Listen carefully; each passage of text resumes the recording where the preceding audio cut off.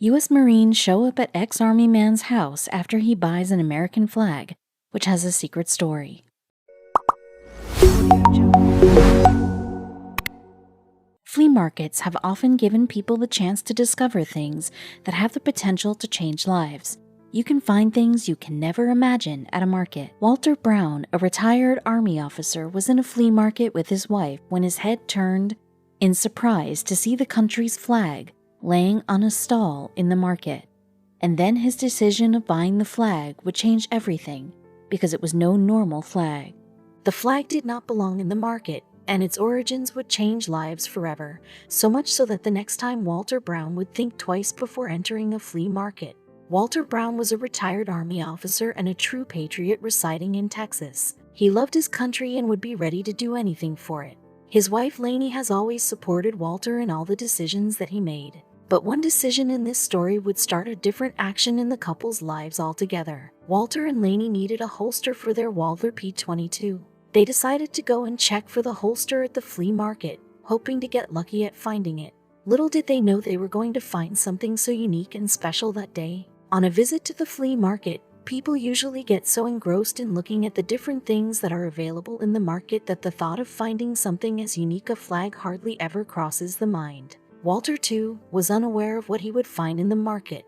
While looking for the holster, Walter's eyes noticed an American flag lying abandoned on a stall. But the flag was not like any other flag. There was something peculiar about it, and it was very unusual that even the people running the flea market were unaware of the unique item that they held in stock. Jan, the vendor of the stall in the flea market, had noticed the unique flag while unpacking his stuff. Jan usually brought stuff from storage crates and sell them in the flea market, but he really had no idea how the flag came in his crate of stuff. Jan had noticed the flag while unpacking his crate and had kept it on one side separately, with the intention of looking at it later, but then he got so occupied with the other stuff on his stall that he forgot about the flag. Walter was an ex-Army man, so he knew the value of a country flag, and therefore he decided to buy it and keep it safely with himself. But as soon as he picked up the flag to have a look at it, he knew there was something unusual about it which made it stand out from all the other flags of America. "I didn't know what it was when I was processing the boxes. I really wanted to see what it was," said Jan.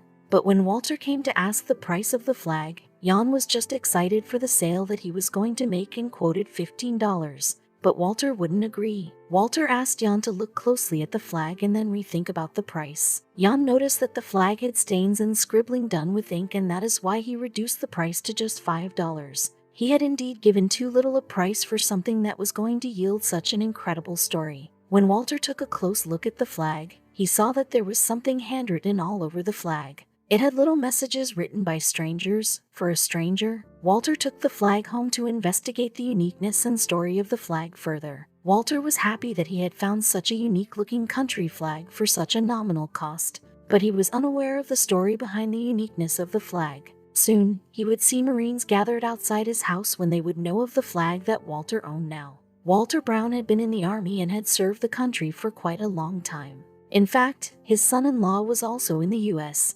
Marine Corps. The family had the true patriot fervor in them, and that is why the flag caught Walter's attention in the first place. Walter was aware of the fact that the scribbling on the flag was indeed unusual and unique. But what was it that impelled the whole of the Marine force to gather around his house? Was Walter and his family in some kind of danger? It seemed like there was a secret that was hidden inside those messages. What other reason could there possibly be that all the messages were addressed to one person only? There definitely was something strange about the flag that the Marine officers came to have a word with Walter. Walter had read all the messages and knew that he would need one person's help in figuring out what to do about the flag. He knew that the flag did not belong either in the flea market or with him. Its place is somewhere else. Walter called up his son-in-law and explained him all that he had read on the flag. He knew his son-in-law was the right person to involve in the matter and asked for help because he was also a U.S. Marine officer and would have some information that would help get some knowledge about the flag. All the messages scribbled on the flag were addressed to one person alone, named Fred. The question now was that who was Fred, and why were messages addressed to him written on a flag? Were the people trying to hide a secret and transfer some information to Fred through the flag? Walter's son-in-law came to his house as soon as he got Walter's message and saw the flag. He was taken aback when he read what all was written on the flag. He was still working in the Marine Forces and knew the importance of the text that the flag was covered with. Walter's son-in-law knew that the right thing to do would be to inform his officers about the flag. He immediately informed the U.S. Marines about the flag. He had only told them what kind of messages were written on the flag, and the officers could immediately make out the significance of the flag. The U.S. Marine officers immediately planned a visit to Walter's house. An officer explained to Walter that the flag belonged to a Lance Corporal. He knew that Lance Corporal was the rank given to a specific Marine officer. But what were all those messages about? Each message written on the flag was addressed to one person named Fred. Walter had questions upon questions before he could land on any kind of conclusions. Why was the flag in a flea market? And why were messages addressed to Fred written on the flag? And who was Fred? And what was so important about the flag that Marine officers came in? One message read, "Hey Cheeks, wherever you are, make sure you watch over us." While another one said, "Fred, you were a good Marine and we will always remember you." And that is when the officers made the final revelation. The American flag was not a usual flag. Walter was sure of that. Turns out, it was a tribute flag for Fred. Each member of Fred's unit wrote to the Marine officer after he lost his life while serving his country. And what happened next to the flag was unbelievable. Walter Brown and his family decided that since they were the owners of the flag for now, they would return the flag to its rightful owner. Even though Fred was long gone, there would have been someone from his family that the Browns could search for. The Marine officers were not allowed to leak any information regarding their officers to a civilian, so they could not go against the rules. The Browns decided to search for Fred's family on their own, and the person to help them in this endeavor would be their daughter. Walter asked his daughter to help him find Fred's family so that they could give them back such an important part of Fred's life. Katie was a tech freak, and so she could search for Fred or any member of his family on the online search database. After doing thorough research, Katie found out a woman named Patsy Maciel who seemed to be connected to Fred in some way. Katie decided to contact Patsy and make her doubts clear. A whole new story was to unfold. After talking to Patsy, it was revealed that she was Fred's mother. At first, she did not like the interference of Katie in such a sensitive matter of her life, but when she came to know the reason behind why Katie had contacted her, she was touched and emotional all again. Katie had convinced Patsy Maciel to meet her so that she could return her son's prized possession to her. But the Browns had planned something big for the mother. They decided to conduct a tribute for Fred at the same place where he was buried, the Cavalry Hill Cemetery in Texas. When Maciel arrived in the cemetery, she was speechless to see that it was not just Katie who had come to meet her, but a lot of other people. Some of her family members and officers from the U.S. Marine were also gathered to pay tribute to her brave son. "Patsy," Lainey said, "our family feels so honored to have been chosen to find this flag. Thank you for sharing this piece of your boy with us." And with these words and tears in her eyes, she handed over the flag to Fred Maciel's mother. Patsy was overwhelmed to see that so many people had gathered to show their respect to her son. She was happy to see that people had not forgotten about him or his sacrifice for the country. "I've got peace in my heart.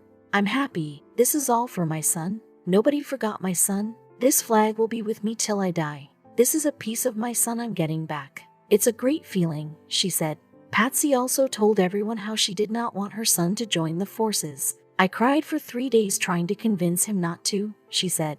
Patsy also told that she lost that fight since Fred ultimately did join the U.S. Marine. Patsy was indeed obliged to the Brown family because they actually made the efforts to find her and hand over the flag to her. "For 8 years, I was a basket case. I didn't know how to go on without my son," she told Katie. And then she finally got a closure. The feeling after Patsy held the flag was indeed a very special one for her. "It's a piece of my son coming back to me," said Maciel, who lives in Harris County. "It feels great and I love them for that.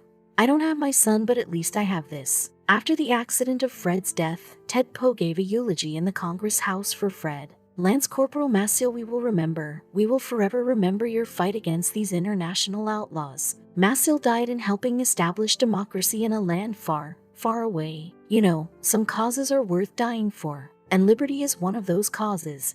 May this American hero's devotion to his country continue to kindle our dreams and ambitions of a free people. So Semper Fi, Lance Corporal Maciel, Semper Fi." Maciel in his 20 years had already exhibited a lifetime of sacrifice and selfishness. The magnitude of the tragedy only becomes worse when you take into account the life Maciel had in front of him when it was extinguished so suddenly. Maciel was scheduled to return home following the January 30th elections in Iraq and had plans to marry his fiancée, Jamie Hamel, Poe said. After the tragic accident in which Fred lost his life, all his belongings were sent back to his house. But Patsy did not even know that a tribute flag which his comrades had made for him was also a part of Fred's belongings, so there was no chance Patsy would know about it. It was only after 9 long years that Katie contacted Patsy and said to her, "I have something of Fred's I want to give you." It took the flag 9 years to reach Walter and then ultimately to the rightful owner, Fred's mother herself. The story shows us how each person who serves their respective country shares a strong bond with each other. Because of this bond, all the Marine officers came together at once to fulfill their duty of handing over the flag to Fred's mother, even if it was after 9 years.